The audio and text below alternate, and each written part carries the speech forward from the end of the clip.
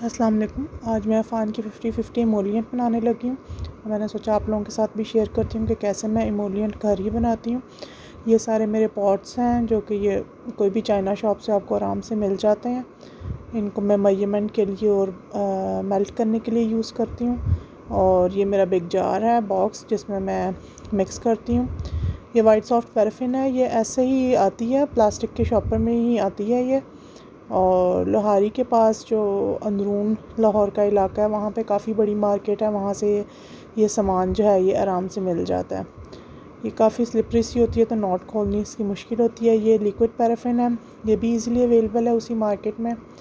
इसको मैं white soft paraffin को मैं डबल बॉयलर बना के तो उस पर मेल्ट करूँगी। वाइट सॉफ्ट पैराफिन को कभी भी डायरेक्ट हीट पे मेल्ट नहीं कर सकते। मैंने बस देगची में पानी लिया और उसको बॉयल आने दिया और उसके ऊपर मैंने ये स्टील का एक और बोल रख दिया। बोल को थोड़ा गर्म होने दूंगी ताकि वाइट सॉफ्ट पैराफिन जो है वो इसमें अच्छी तरह मेल्ट हो जाए। अब मैंने ये एक छोटा बोल लिया है, इसको मैं डाल रही हूँ इसके अंदर। अब आप आहिस्ता आहिस्ता देखेंगे कि ये किस तरह बिल्कुल ट्रांसपेरेंट कलर की हो जाएगी मेल्ट होके।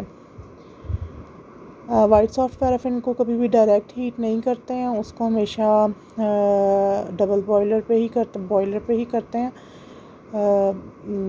देसी तरीका, आम तरीका तो यही है जो मैं यूज़ करती हूँ कि देगची में जस्ट पानी बॉईल करके उसके ऊपर आप अपना कोई सा भी बोल रख लें स्टील का।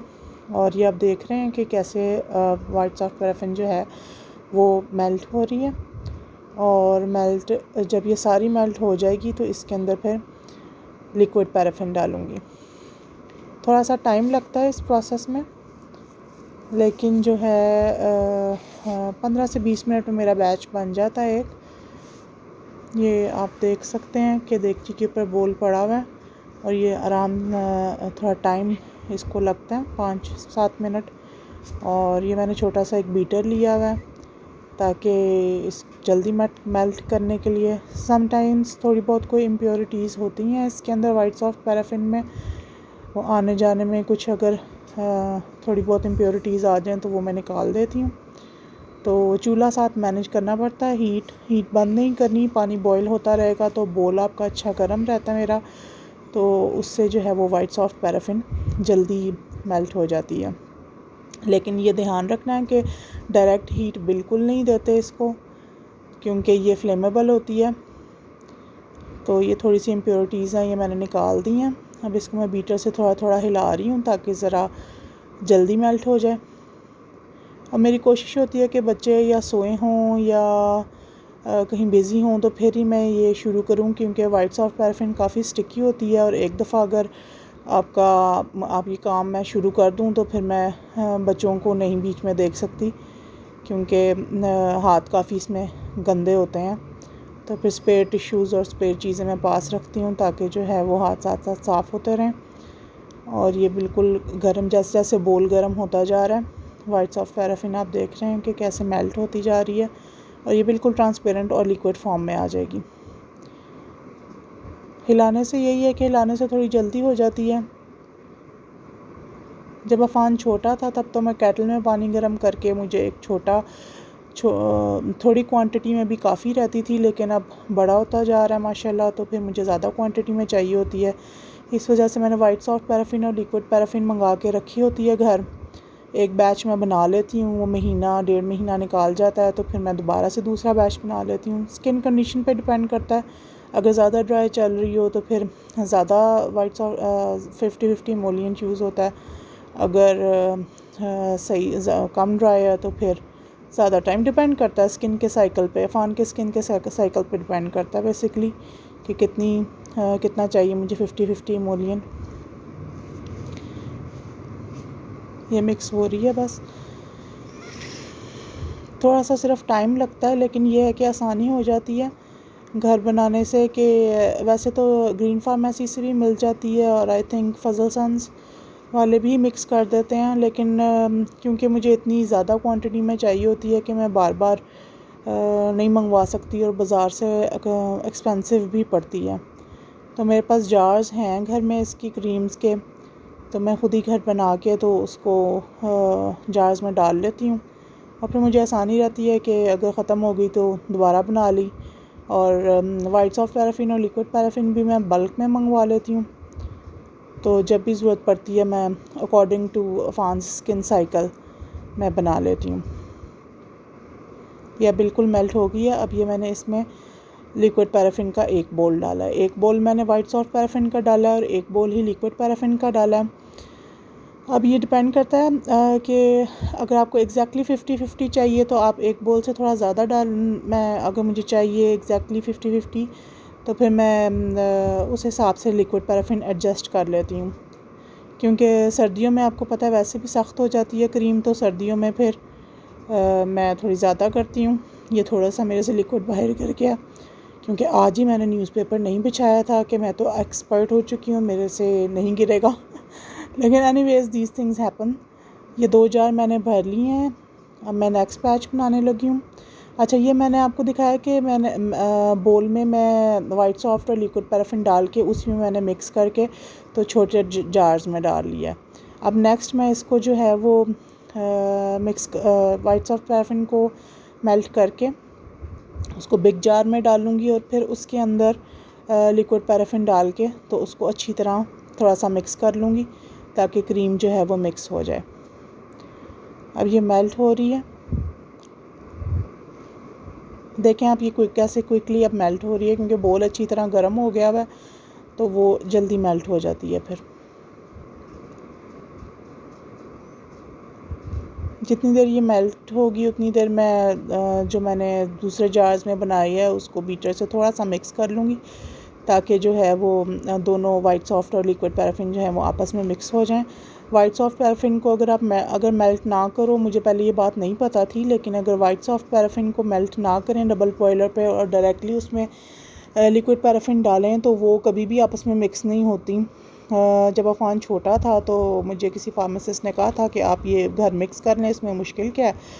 और मैं ला के वाइट सॉफ्ट पैराफिन और लिक्विड पैराफिन ला के उसको मैंने एक डूंगे में डाला और मैं कितना टाइम लगी रही, इवन सारे घर वालों ने बारी बारी ट्राई किया, लेकिन वाइट सॉफ्ट पैराफिन और लिक्विड पैराफिन आपस में मिक्स नहीं हुए। फिर शुक्र है कि मेरे हस्बैंड के फ्रेंड का ब्यूटी प्रोडक्ट्स का काम था तो उन्होंने कहा मैं बना देता हूँ, तो देन उन्होंने ये रेसिपी बताई थी कि इसको वाइट सॉफ्ट पैराफिन कभी भी ऐसे मिक्स नहीं होगी। वाइट सॉफ्ट पैराफिन को पहले आप मेल्ट करें और इसमें फिर लिक्विड पैराफिन डालें।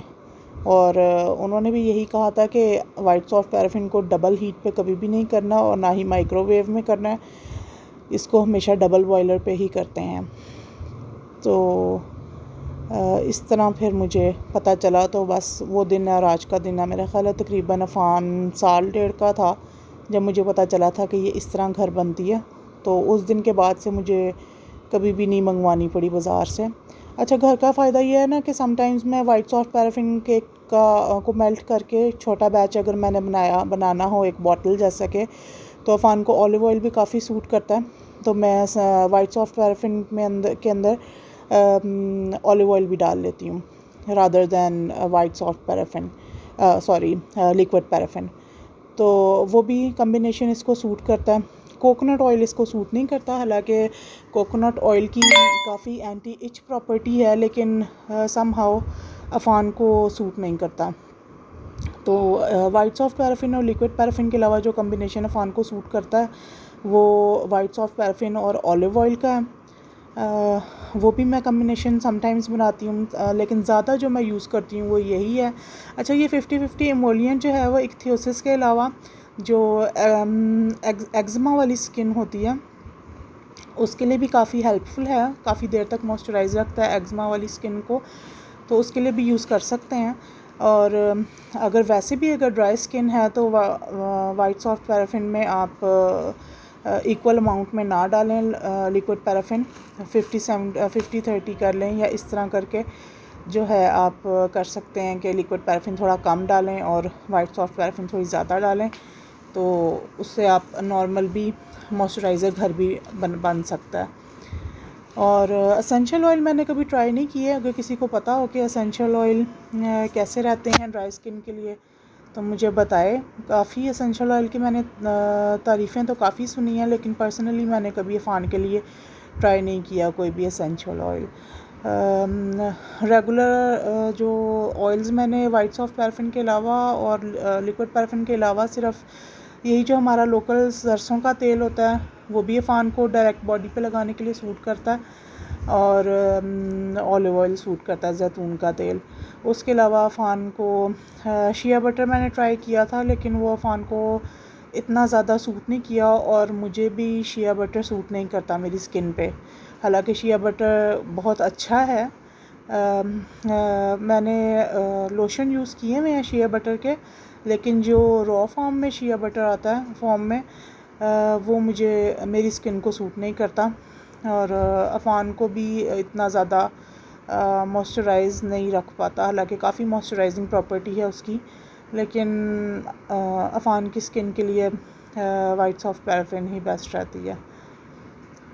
इवन जो नॉर्मल वैसलीन मिल जाती है बाज़ार से, उसमें एक तो फ्रेगरेंस होती है, फ्रेगरेंसेस अफ़ान को इतनी ज़्यादा सूट नहीं करती हैं, उसकी आंखों से पानी निकलने लग जाता है। इवन फ्रेगरेंस वाली सोप भी नहीं अफ़ान को सूट करती। सोप तो अफ़ान लगाता ही नहीं है ना, अफ़ान की स्पेशल लोशन है जो वो लगाता है जिसमें सोप नहीं होती। तो जो जैसे एक्ज़मा स्किन पे भी, सोरासिस वाली स्किन पे भी सोप इतनी यूज़ नहीं की जा सकती, उसी तरह इक्थियोसिस में भी सोप नहीं रेकमेंडेड होती। स्पेशली ये जो कॉमन हमारी अवेलेबल हैं सोप्स, वो बिल्कुल अफ़ान की स्किन पे नहीं लग सकती, क्योंकि वो ड्राई आउट करती हैं स्किन को बहुत ज़्यादा। अब ये अच्छी तरह मैं वाइट सॉफ्ट पैराफिन को मेल्ट कर रही हूँ। जब ये मेल्ट हो जाएगी तो मैं इसमें लिक्विड पैराफिन नहीं डालूँगी, मैं इसको बिग जार में डाल के तो फिर उसी के अंदर जो है वो मैं वाइट सॉफ्ट लिक्विड पैराफिन डाल के तो उसमें इसको एक गुड शेक दूँगी ताकि ये मिक्स हो जाए आपस में अच्छी तरह। मैं यही करती हूँ कि मैं 2-3 बॉटल्स अफ़ान की वैसे भर लेती हूँ, और उसके अलावा ये मेरा जो दूसरा जार है इसके अंदर मैं अब डालूँगी ये हमारी मेल्टेड वाइट सॉफ्ट पैराफिन है। अब इसके अंदर जितनी मैंने वाइट सॉफ्ट पैराफिन डाली थी उतनी ही लिक्विड पैराफिन डाल दी है, और अब ये मैं इसको अच्छी तरह थोड़ा मिक्स करूँगी ताकि दोनों चीज़ें आपस में मिक्स हो जाएं। अच्छी तरह मिक्स करके तो मैं एक बैच और बनाऊँगी और फिर आपको फाइनल प्रोडक्ट बताऊँगी कि ये कितनी बनी है। ये मैंने कार्डबोर्ड बॉक्स में इसको रखा हुआ है क्योंकि बहुत ज़्यादा स्टिकी होती है। इसके बर्तन भी इसीलिए अलग रखे हुए हैं क्योंकि बहुत ज़्यादा स्टिकी होती है ये, तो जहाँ जहाँ लगे वहाँ स्टिकी हो जाता है। अब ये देखें, ये मेरा फाइनल बैच बन गया है, ये तकरीबन हाफ़ बना है। ये सारे बर्तन इकट्ठे हो गए हैं। ये 2 बॉटल्स मैंने वैसे भरी हैं ताकि नॉर्मल यूज़ के लिए, और फाइनल जब 2 to 3 आवर्स के बाद जम जाती है तो इस शेप की वाइट 50-50 इमोलियन की ये कंसिस्टेंसी होती है।